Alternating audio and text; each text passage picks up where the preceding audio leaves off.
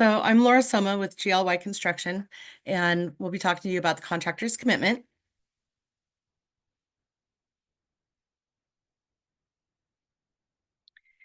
So contractor's commitment was started with the sustainable construction leaders, and we had met initially at Greenbuild in 2019, and we had our first full gathering in 2020, at which time we decided to create a framework for general contractors because we have lead that handles the buildings and the materials, and we have well that handles the health and wellness of the occupants. But we really wanted to create a framework for general contractors to improve their processes. So that's a snapshot of our inaugural meeting of the Sustainable Construction Leaders. And the Sustainable Construction Leaders is hosted by Building Green. They also, I'm sure you guys are all familiar, they also host the Sustainable Design Leaders forums and peer networks for sustainable engineers and consultants. There may be more that I'm missing, but if you haven't checked out Building Green and their peer networks, I have found it probably one of the most valuable partnerships that I've gotten engaged with. Next slide. So overview of the framework, like Oliver said, we cover 5 categories: carbon, job site wellness, waste management, water management, and materials. And each section can go up to 3 tiers. So the baseline is doing good. The second is, doing better, and the third is hitting best. And these guidelines need to be applied to 30% of your annual company project revenue or 30% of the company's square footage of work, and a bare minimum of 5 projects. These are some of the most amazing contractors I've ever gotten to work with in a peer network, I gotta just tell you. But these are all the people that have signed on to the contractor's commitment thus far.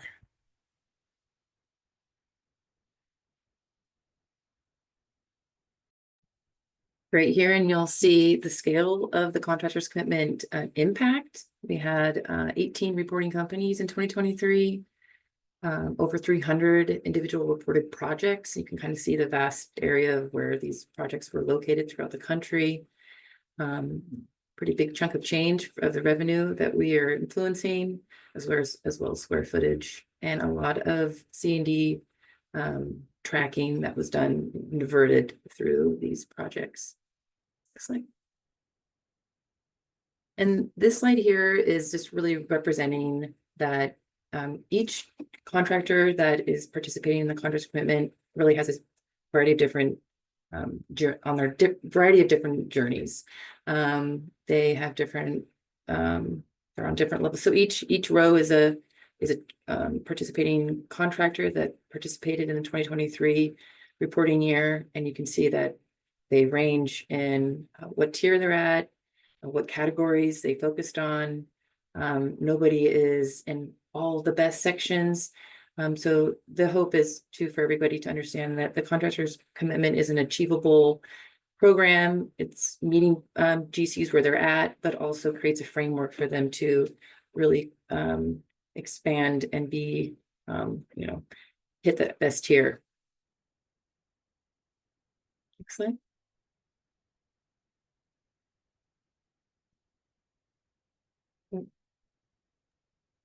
Sorry.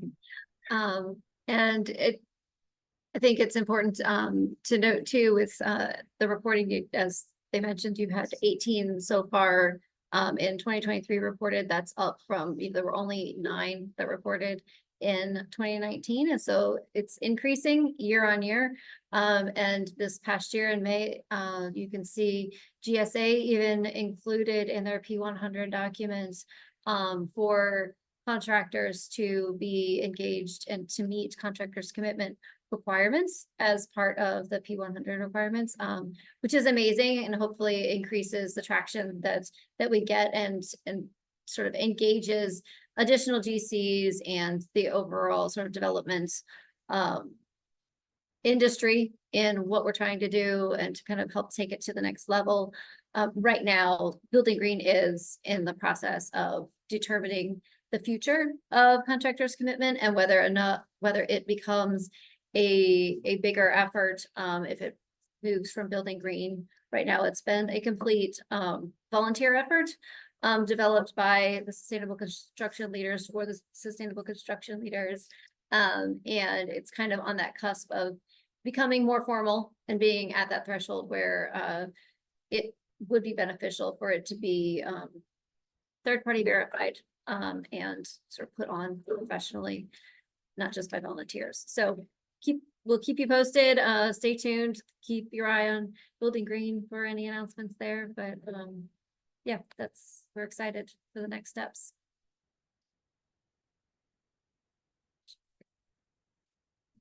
All right. Now we'll move into our three companies' experiences thus far.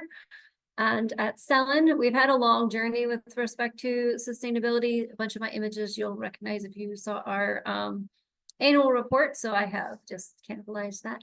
But so we started in 1997 as a USGBC member, and we have consistently kind of been upping our game as various methodologies became available, like Salmon Safe in 2017, Contractors commitment. And now this year we became Climate Pledge signatories as well. So it's been great. As you can see, Contractors commitment really is what got to calculate our first carbon emissions portfolio, and just at least start really putting data behind what we thought and where we thought we could have impact.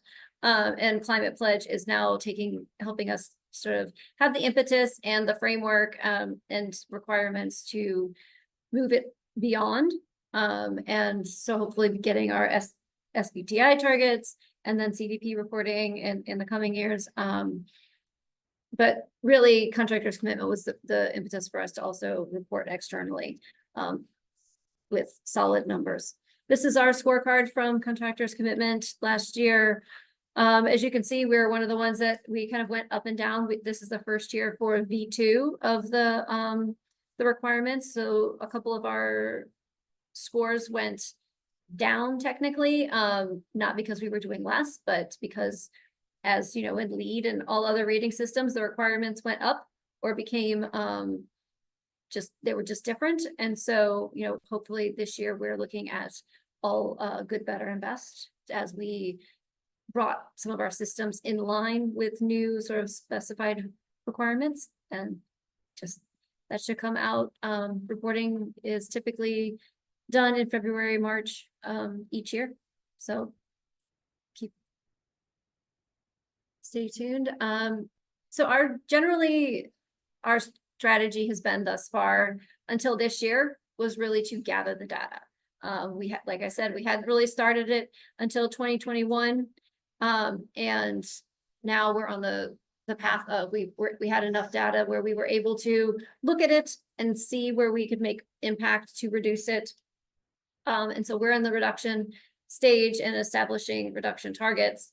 You know, net zero by 2040 being the big one. And then we will look at offsets later. We've really established the methodology where we are really going to reduce before we and put our money there versus offsetting from the beginning and being able to claim carbon neutrality earlier for an actual larger footprint. This is our overall footprint. Something that you'll probably hear is in construction, it becomes difficult for us to necessarily understand where we put our carbon and how we account for it. So I'll explain kind of what we did. So we have scope 1, scope 2, and scope 3. This is being able to see it all traditionally done. And the fuel and waste generation, last year was the first year that we accounted for not just waste quantity, but the emissions from the waste. And it was obviously huge, as we thought it would be, but now we have the numbers to back it up. But as you can see here, job sites and our corporate emissions are are split. Technically, we could put all the job sites in scope 3, except for at Sellen, we do self-perform 20% of the project revenues. And so what we have done is taken 20% of the scope 1 and scope 2 from the job sites and counted that in our sort of company scope 1 and scope 2, and the remaining 80% is considered scope 3. Even though we actually, I don't think there's a single project that we actually pay directly for the utilities. And usually the fuel usage is through a subcontractor as well. But we control, the machinery, the generators, and we think that's the most responsible way of doing it. And then we've been working with all of our various hauling. You all are probably quite familiar with the sort of people with DTG's purchase of United. So we've been talking in our Puget Sound region about all the waste and trying to partner with the haulers to help facilitate more sort of separation and pilot different solutions to help us with that, to reduce the impact of that.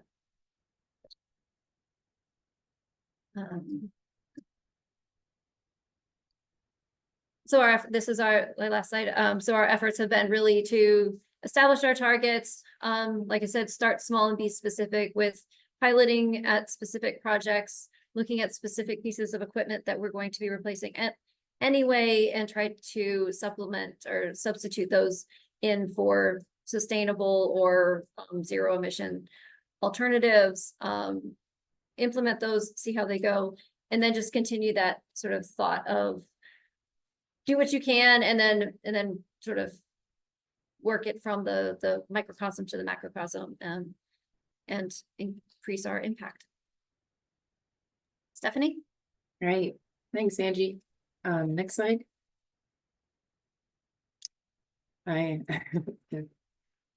While it's moving, I'm Stephanie Gowing, Absher's Sustainability Director. I started in January of 2022. I'm Absher's first Sustainability Director person, which is pretty exciting. In 2022 is also when Absher became employee-owned, so there's lots of excitement in that year. We have a little over 300 employees. We work in education, commercial, transit, and federal. I'm so excited to talk about the Contractors movement because it's really been crucial in developing our roadmap, and working with Laura and Angie and others has been just really, again, like Laura said earlier, just a great network of peer leadership. So we signed the Contractors movement in 2023 or in 2022 in the fall, and really spent that quarter kind of getting our ducks in a row and really thinking about how we're going to track and implement these measures in 2023. And I mean, I think we can also relate on how challenging it can be to create a culture of sustainability, and how it can be somewhat daunting. And I really just think that the Contractors movement has helped us and others really create a roadmap to meet folks where they're at, build upon it, and have a, be able to connect their actual corporate goals into the elements into the Contractors movement. Next slide, please. Thank you. This is just a kind of a visual of, some of our roadmap of some of our efforts to reduce our carbon. We really started tracking our carbon at our corporate office. So we became an EnviroStar green business. I don't know if anyone's heard of that, but that, we had somebody walk through our property at our headquarters and look at everything from our lighting to kind of have conversations around integrated pest management and other things. During that, we found that we could have a lighting retrofit, and we had that done through PSE and all these other things. And it helped kind of get momentum of kind of low-hanging fruit started for us. And so that was kind of how we started it. We implemented our anti-idling policy. We started creating efforts to have fuel tracking cards, basically, so we can track all of our mobile and stationary equipment. We really helped educate and provide a transparent framework for folks to access all this information. And we created a sustainability SharePoint site, and then we had an affinity group. So a variety of different employees from all different business units and teams that kind of come together and work on some of our actions. And this green, I'll just say the green ones are pretty locked in. The yellow ones we're still working on, and then the red ones we haven't really started. And as we continue, you know, our journey, we're just working through the tiers too for the contractor's commitment. And you can tell we haven't hit those red ones yet. And next slide is kind of showing you here on our report card for 2023 that we're just not on that best section there yet. But I'm, you know, quite frankly proud that we got here for being kind of early in the game, or late in the game, or you know, I guess I'd say. But for 2023, we included 6 jobs, and it made up 36% of our revenue. And we anticipate that in our 2024 report card will hopefully look similar, but we're going to be reporting on 8 jobs, and then we're going to have 2 sister companies that are new to Absher that we're going to be reporting under the corporate tracking side of things. So our approach is really just trying to expand the effort in tracking information, not necessarily climb up the best ladder as quick as we can, but really start thinking about how we're integrating this into our culture at Absher. Next slide, please. So some examples of ways that we are integrating the contractor's commitment and sustainability initiatives in Absher, at Absher is we have a 1-week onboarding with new employees, and sustainability is part of that. We have a project startup process for every single project, and sustainability is part of that. We integrate sustainability.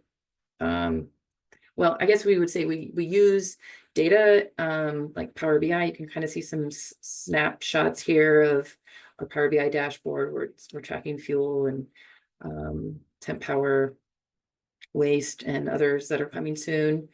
We're also, you know, incorporating into this our project management software like Procore, and then we have some tools like this visual here that we use for pre-construction startups. It's just like an interactive document to connect with subs on what we expect on our Absher's job sites. Next slide, please. So my visual is not as beautiful as Angie's, but it's our first step. So similar to what Angie said, is the contractor movement has really helped us do an inventory just to get us this far of what efforts we had done in 2023. I would note on this that similarly we have, you know, some, it's kind of hard to see, but we have job site emissions and we have corporate emissions. And then on the little box tree diagram, I think that's called, that's kind of lumping them all together for our scopes that were tracked. We did not track in this inventory embodied carbon from materials. We didn't track fuel from subs, and we don't have all of the temp electric power invoices that we would have, and it's barely even like added in here, but there's like a little sliver somewhere in there. But I think this is just helpful for us to see as we build the foundation of what this inventory looks like, and we increase our process in gathering information and making it concise and clear on what we're putting into our inventory. Next slide, please. And why that inventory is helpful, another reason is because it helps us kind of prioritize different areas in our action plan. So I wanted to highlight that we don't use software, different, you know, fancy software. We're doing everything on like Microsoft products. This is just on our SharePoint site. Everybody has access to it. They can see where we were at with our different actions. This links to different people and different documents, and our inventory helps us kind of prioritize and kind of see where things are at as far as hitting our carbon goals. Next slide, please. Yeah, and I think that's it. I just wanted to thank you all for letting us be here. I'm excited to be part of this, and I think the contractor commitment is just a great resource, and I'm very appreciative of it. And in my closing here, I'm just going to say that in 2025, our goals are just to expand job site sustainability. I hope to pilot some R99 and different strategies of reducing our fuel on our job sites, because that's a pretty big piece. And also have a lot more EC3 ninjas at the office that can get going on some of our embodied carbon tracking efforts. So thank you. And I'm gonna kick it over to Laura here. Thanks, Stephanie. So Laura Soma, GLY Construction. I'm the sustainability manager. For those of you who know me, I've been with GLY for 26 years. I started as an admin and have been an engineer and a project manager. And I actually chose to be the sustainability manager because I have a passion for sustainability, and for a number of years have been the kind of the go-to person, I guess, for all things lead and sustainability. Next slide. So some of the things that we do through the normal course of business at GLY around sustainability is we get involved. So we've been involved with Forterra since I think it's 2012 when they first kicked off their C3 campaign. We have adopted a park through the city of Redmond, where we help maintain the park. We planted some of our Forterra trees in the park, and then have continually gone back. We water during the summer, make sure that the baby trees are growing so that they're able to absorb some of that carbon out of the air. We're involved with the NAOP community and enhancement project every year. We've done numerous work at various YMCA camps. So we are involved. We're Pacific Northwest contractor. We've been born and raised in the Puget Sound, and GLY's been, we started in 1967, and the Puget Sound is our home. It's where we work, and it's fabulous. The other things that we do is we do use R99 renewable diesel. For those of you not familiar with R99, they took the biodiesel from like 15 years ago that gummed up everybody's motors, and they reworked it, and they found new processes to create it. So they're taking the same old used oils and have created R99, and it now meets the same ASTM standards as your standard diesel does. You can mix it in your engines. You don't have to, completely get rid of your standard diesel to use the R99. You just add it in. We've used it in our dump trucks for quite a few years now, and it actually runs cleaner than regular diesel. So it's been great. And recently, super exciting, but recently the price point of R99 is like within a penny of standard diesel. So the challenge, of course, is that you can't run down to the corner gas station and fill up with R99, but it's coming. I know that 76 is working on it, as well as a few other stations. So the sooner the better, because the diesel emissions or the carbon emissions from R99 is like 0.004, where 0.04, let me get that right. Whereas standard diesel emits 22.41 tons per gallon burned. So it's a huge, huge carbon savings. Okay, let me get off that soapbox. We have sustainability classes for all of our operations teams and our field personnel.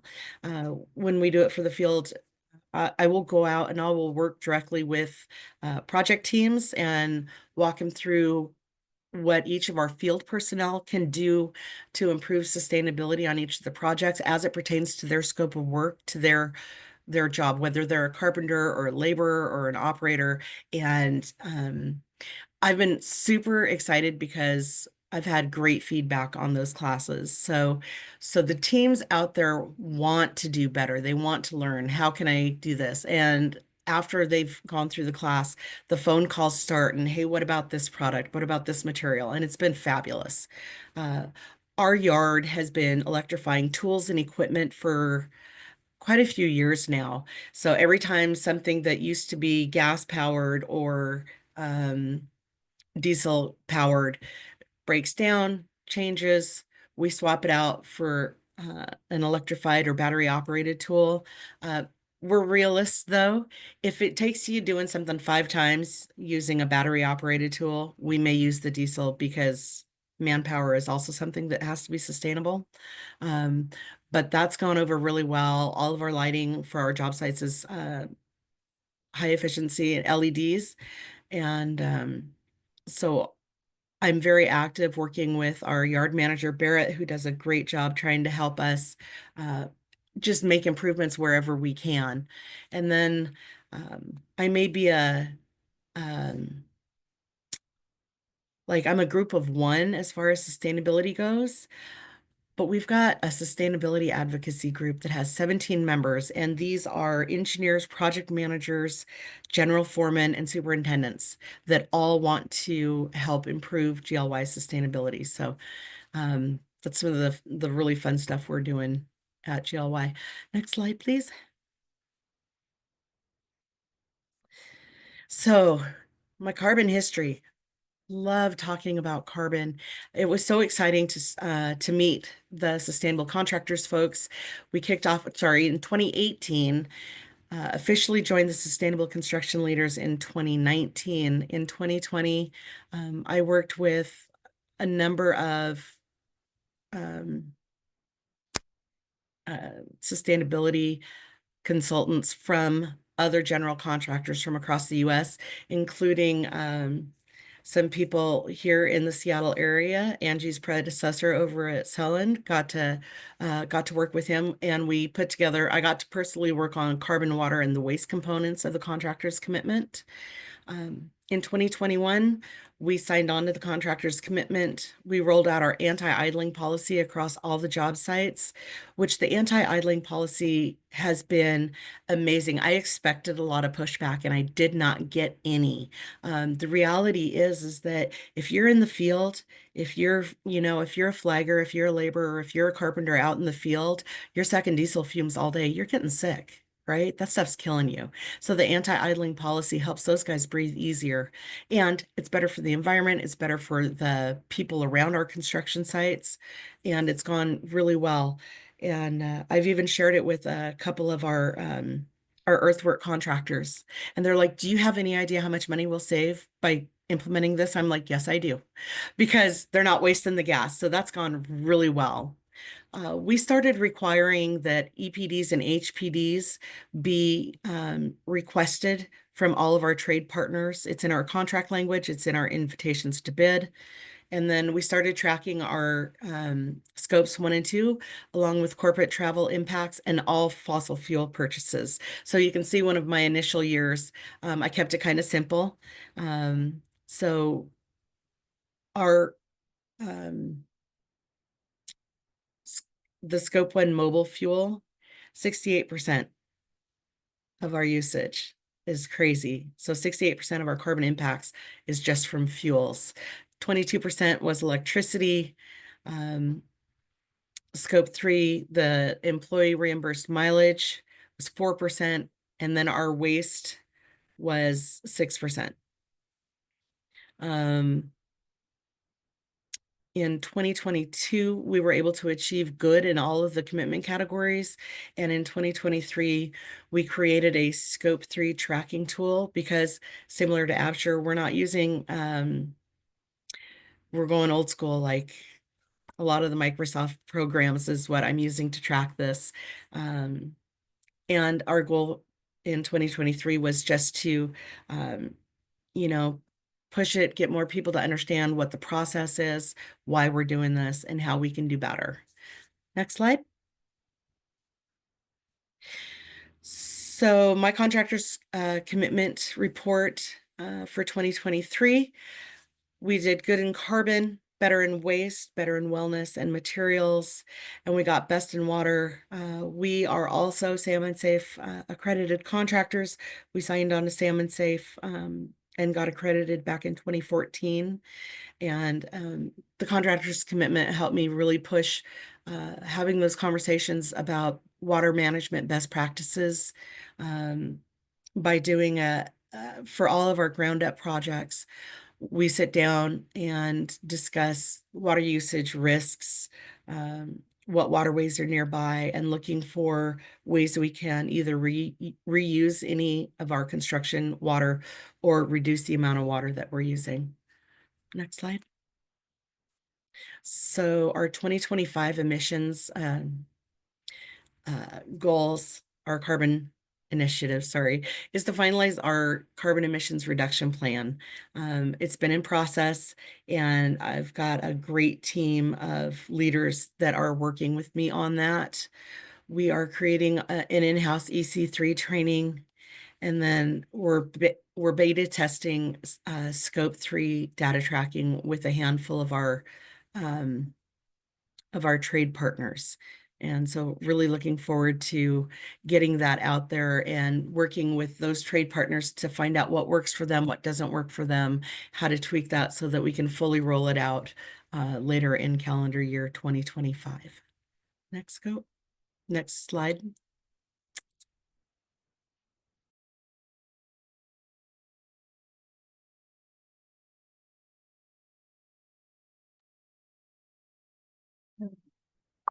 This is where you can find more information about contractors' commitment.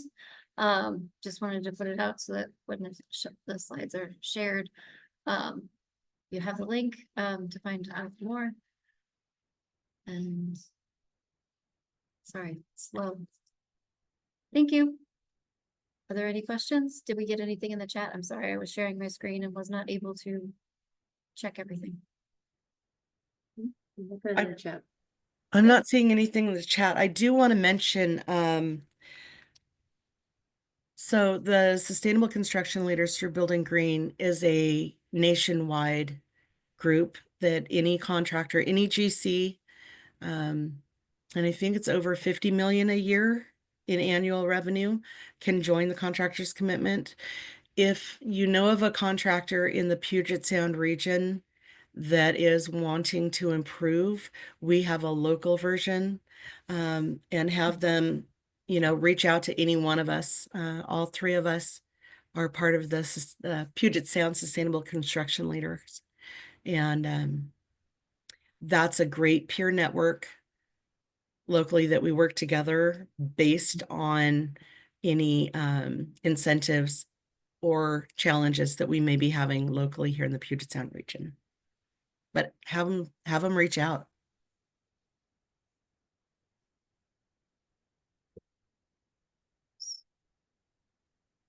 There's one question. Any tips, lessons learned for a contractor that is looking to sign the MEP 2040 challenge? Where to start? For a contractor?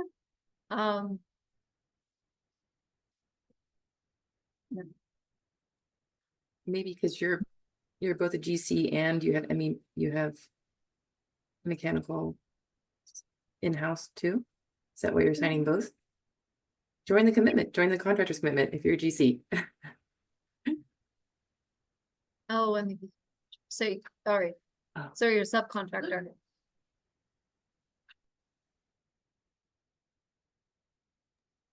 I would go to the Building Green website and look at peer networks.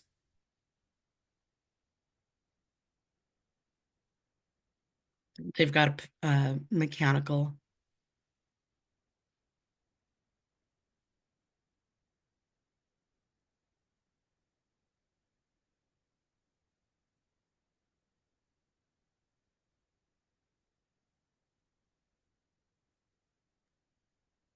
Thanks, Jesse.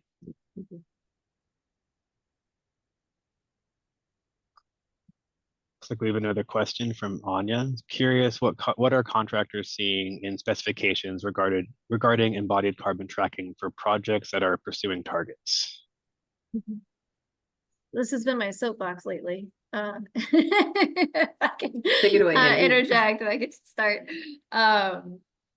There's a huge gamut of what we see. And always advocating for it to be included in every single division. Division 1 does not cover everything. It cannot be considered a blanket statement. And we, like, I recently got specs from a company that had them in every single section and then decided to take them out and have the blanket. And I said, no, we can't get our paperwork. Like, we have no way to go back to our subs and say, no, you must include this in your submittal if it isn't in the submittal requirement in their section. Because the division 1s are just too ambiguous. Whenever we see it in each section, that's great. When we don't, that's a problem.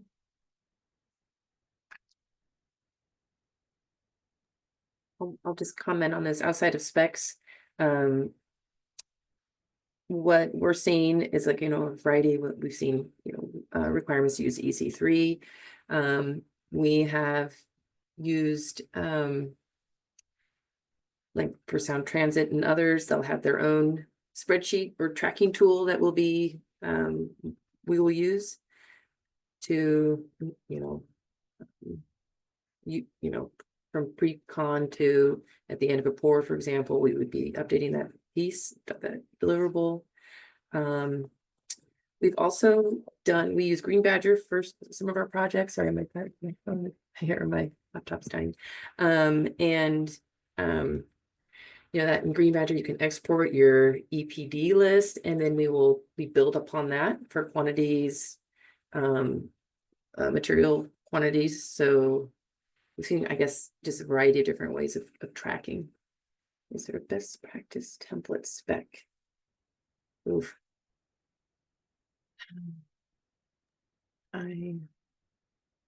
What spec?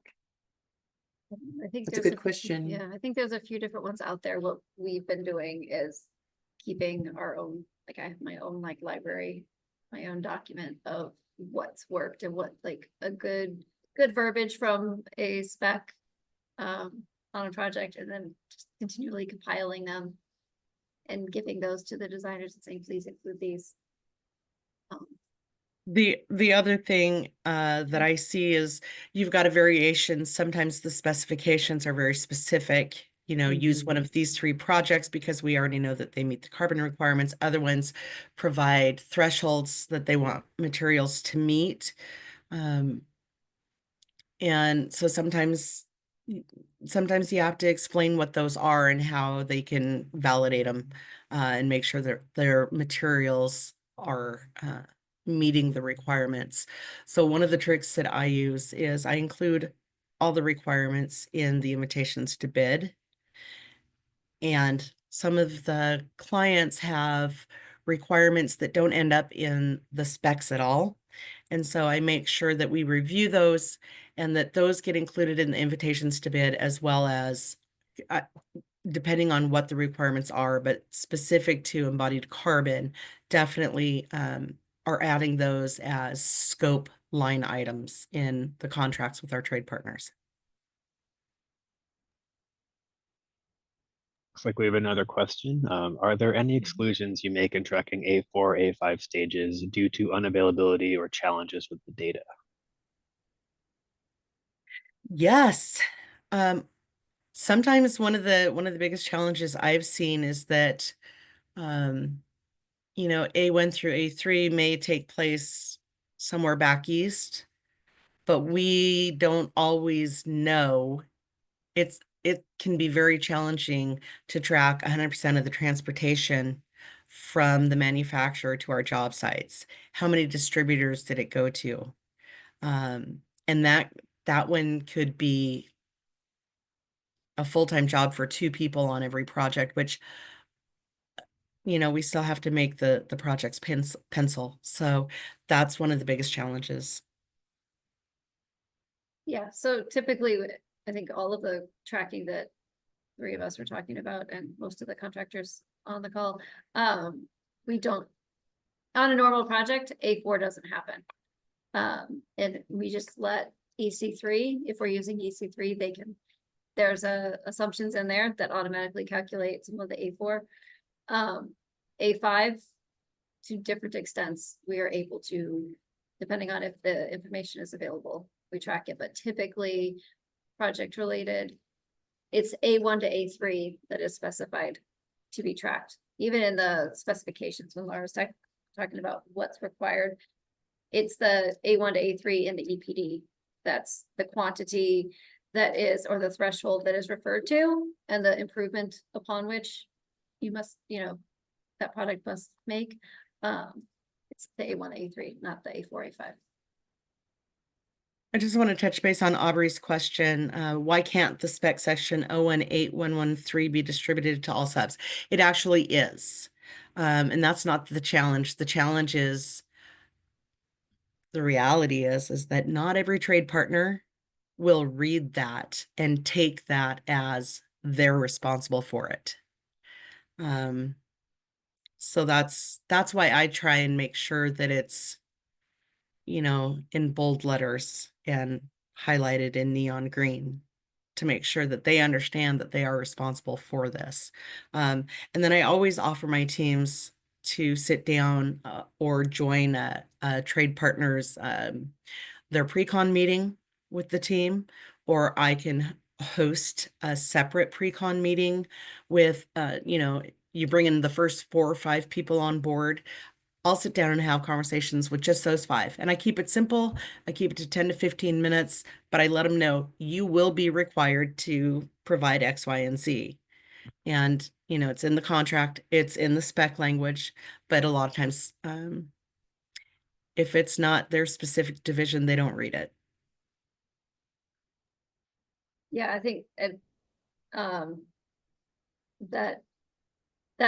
it would be wonderful if that Division 1 section could cover everything, but the problem is you can't cover all of the different items that you may come across, and they may not realize it's just so much more beneficial to have it explicitly stated later on. I'll just mention that I have seen them on a couple of projects where we'll have like a matrix provided from the architect, and it'll have it outlined very like this division, and it will either say like the section number or just a cross that says that this is required for that division. And it is helpful to have that at a high level to help our PEs and other job just be really proactive, like Laura said, during pre-construction meetings, making sure that we're getting all the submittals properly. So these are good questions. I'd be curious if anyone's had success. I think Angie touched on the billing transparency or the EC3 calculator with A4. If anybody's had success on tracking the transportation, I don't know, Angie, did you say that? Sorry. Maybe that was in past conversations of seeing that accuracy of tracking that information in EC3. I mean, we all did it on one project. Oliver, it was like Laura was saying, it's a full-time job. Oliver knows that very well. And what was actually tracked did differ to the assumptions made at EC3 considerably. It did also depend on a lot the stage of the construction and the activity going on, not as much to do with the specific material unless it was in that stage, if that makes sense. So, but I think using it from EC3, I guess my take was, well, at least we're counting for something and not just overlooking at it completely, even if it is under anticipated or under accounted for, at least it's accounted for in some way, shape, or form. And we can just continue, to advocate with EC3 to, continue to refine those numbers and supplement them, but at least it's part of the conversation now, whereas, 5-10 years ago, it wasn't a blip in anybody's attention. I am going to jump in on that too. Go, in Bailey. Oliver's boat. Hey. I agree with that statement, but the only hiccup is like for the easy button is that it just doesn't account for like A5 or like where are you getting Sure. some of those emissions and that we pull on invoices or those kinds of things. So we've been debating the same thing of like the amount of time and effort that goes into doing it as built or as like factual material deliveries versus being able to hit that button and what's the percent that it's off versus the time it takes to or the investment to have a said full-time person doing that on a job, for example. And if we just did A5 actuals, like what would that be? What percent of the time would that actually be just to pull for those A5 emissions or reaching out to like such a smaller group of subs that's actually having off-road like fuel usage for their off-road equipment on the job sites is a much smaller piece of the pie on who do you actually need to reach out to, not on the emissions factor. Like that's a huge piece of the emissions factor, especially if you're including like site or any excavation work, but on like the quantity of subs that actually need to theoretically email and ask for this information or do something about something in those lines. It's a much smaller quantity of subs, so it's easier maybe to bite off and tackle that as builds versus trying to capture every single delivery under the moon from every subcontractor possible. So that's kind of, we've been debating on that like resource versus output comparison as well. I agree, Bailey. I agree. Yeah, no, that's exactly where we're putting our resources. It's A5, not A4. Mhm. Perfect. And just for context, Bailey is over at Skanska. Yeah, sorry, Awesome. didn't mean to like hijack this. No, I was you're just like good. very passionate about this specific topic that I've worked with both of all of you on. So like feel the pain. Would like to express my opinions. It's Glad- worthwhile, but it's definitely an effort. Yes. I'll throw another wrench in the A4 mix. Go, Keegan. Keegan's with BNB. So we went and visited a steel fabricator earlier this week, and we got to talking about their deliveries to some of our sites and stuff like that. And they were telling us about how they quantify their steel, track what's coming in for fabrication, and it's all this cool scanned computer system, yada yada yada. So they can tell you actually where each piece of metal rebar was coming from that went into your project. But the thing that they also pointed out, or I guess we figured through this process, was that the EPDs that they're passing from us are directly from the manufacturer. So if you're getting a new core rebar that's going through like a regional fabricator, so like if you're using like more steel, for example, which is who we did the tour with, then all of your A4 emissions are not actually going to represent the travel from Nucor to more steel and then more steel back to you, or the energy input for fabrication in the A1 to A3. They're completely outside of that. So if you have a project with significant fabrication, so any material that has fabrication requirements, this would be mass timber too. None of that fabrication is going to be reflected in your EPD. So there's a whole nother area of that is not being captured, which regionally could be specifically like pretty important, considering for us, like we have a project that's using more steel, which is all the way up in Bellingham, but the project's in Olympia. So there's a lot of travel that's going between those two facilities, and Nucor's here in Seattle. So those materials have a fair bit of travel to go even after the EPD is done. Thank you, Keegan. With that, we are at time for this conversation, but the contact info is on the slide. Now I want to turn it over to Megan Lewis, who is the program director at Carbon Leadership Forum. And once again, thank you, Laura, Stephanie, and Angie for the presentation. Thanks so much for giving me a minute here. There's a time-sensitive opportunity that I wanted to share with everyone. I will share my screen quickly so you can see what it looks like. And so the Washington State Building Code Council was required by Senate Bill 5950 to commission an embodied carbon study on potential code language. So focusing on looking at existing code language from Cal Green, from City of Vancouver, and other options. The report includes Denver model code language. And then also reviewing potential options and providing a recommendation. So we were commissioned to do this report. We did it along with partners at RMI and MBI and the University of Washington. And so it looks like this, has a Rainier picture on the front to give a few highlights of what is in the study, other than a lot of things about measuring emissions that everyone in this call would already know. I would call out in particular, if you want to learn more about the previous code precedents, section 4 has a summary there. Section 5 is really, I'd say, the meat of the options that are put forward in terms of what are different ways that code could address embodied carbon, focusing on, and some of these were required by the legislature to focus on, so reuse, material carbon caps, and whole building LCA, similar to the sort of Cal Green, those 3 options, then also combined. We also did some interviews with practitioners and sort of have a list of like in the future could consider type options. And then this implementation section looks at an analysis of, based on projected construction in Washington State, how many buildings would a code recommendation or would a code requirement impact? So if you had like 100,000 square foot threshold versus 50,000, for example, what's the difference in buildings? And a little bit of a emissions reduction analysis and economic analysis, the type of training they should require or should provide if they require code. And then there is recommended language, again, because that was a requirement in the legislature. But the reason I walk through this is because there is an opportunity by December 1st to provide public comment.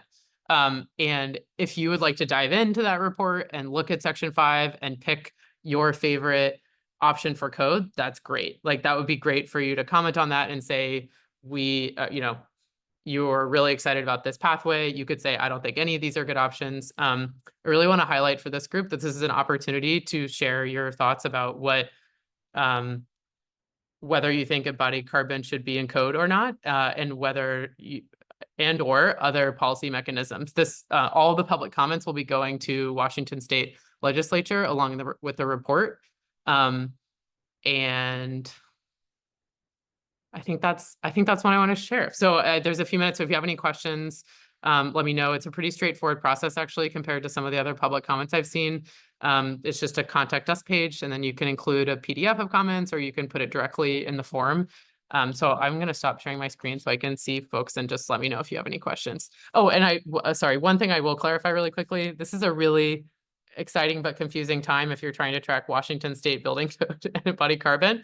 There is a IBC tag proposal that I think was discussed today already. Jesse, I'm looking at you. Not yet. You should plug that after I talk.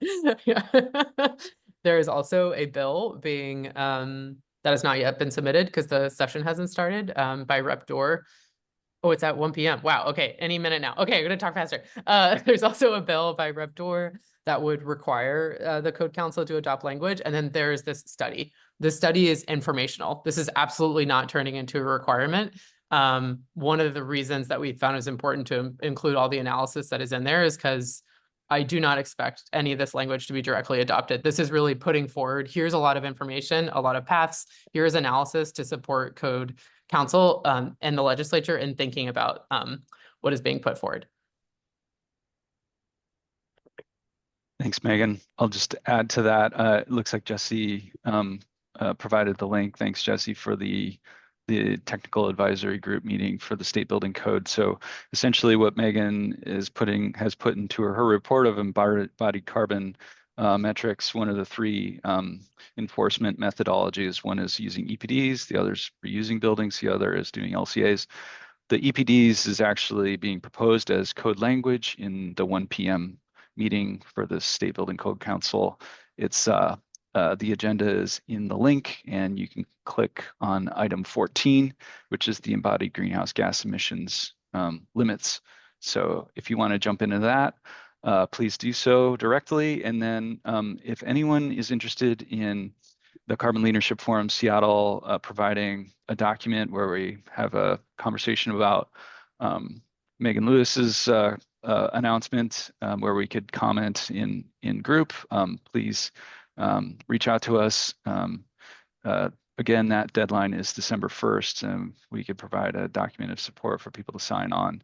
But you know, this just came up this week, so we're really just trying to react to what folks are interested in a timely manner. So thanks again for all these announcements, and I think that's it. One thing Anything else? I will note, I would not recommend submitting a letter as CLF Seattle, but just because we did the study, because they will be confused by that nuance. Yeah, So it I would would be, recommend, okay. it would be individuals and Exactly, possibly thank if they you. want to represent their firm, but it would just be a list of signatories. Great. Well, thank you everyone for joining. I appreciate it. I know, especially because it's one of the power difficulties. So hopefully everyone has a good rest of their day. Good Thanks, luck with getting guys. power back. Thanks, y'all. Good to see you. Thanks, everyone. Thank you.